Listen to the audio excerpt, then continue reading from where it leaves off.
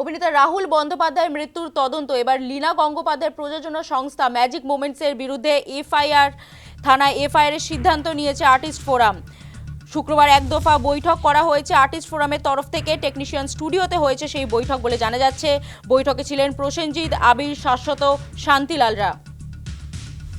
অভিনেতা রাহুল বন্দ্যোপাধ্যায়ের মৃত্যুর তদন্ত লীনা গঙ্গোপাধ্যায়ের প্রযোজনা সংস্থার বিরুদ্ধে এফআইআর থানায় এফআইআর এর সিদ্ধান্ত নিয়েছে আর্টিস্ট ফোরাম।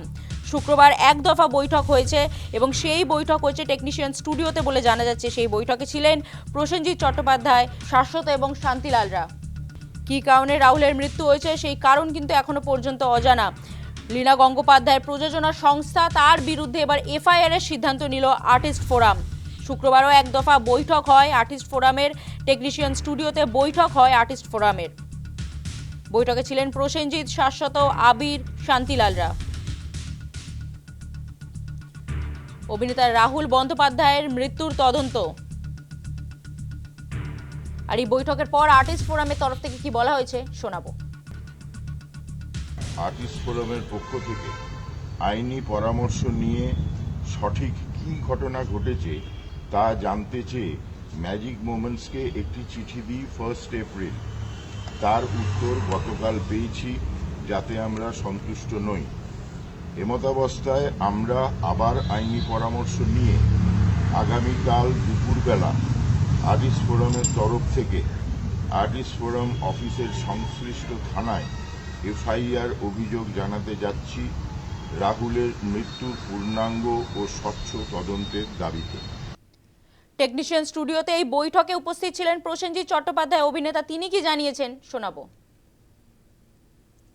অনেকে আমি একটাই কথা বলছি, রাহুলের চলে যাওয়াটা তো খুব স্বাভাবিক নয় এবং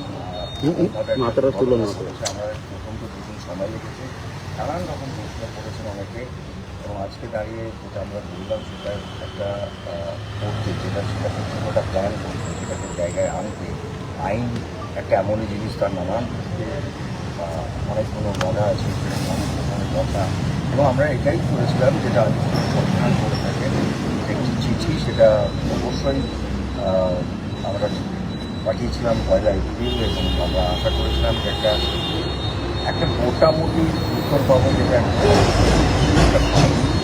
যে কারণে সেটা আপনি বললেন একটু আগে, কালকে আমরা একটা এফআইআর ফাইল করবো। চলে গেছেন তাকে ফেরানো যাবে না। আমরা প্রচুর সময় নিয়েছি, এটা নিয়ে অনেকের প্রশ্ন আছে, কিন্তু কিছু কিছু জিনিস থাকে বিশেষ করে যেখানে আইন যদি দেয়। আর একটা এটাও বুঝতে হবে যে আমরাও তো আঘাত পেয়েছি, আমাদের সেই আঘাত, আমাদের সেই কষ্টটা কাটাতে 2 থেকে 3 দিন লেগেছে বুঝতে যে রাহুল আমাদের মধ্যে। একটা জিনিস চান যে ওর মৃত্যুটা এবং তার সঙ্গে সত্যি কথাটা যেটা আপনারাও কমেন্ট করছেন, সেটা যেন মানুষের সামনে তুলে ধরা হয়, যাতে ছেলেটা বড় হলে তা জানে যে আমার বাবা চলে গেলেন।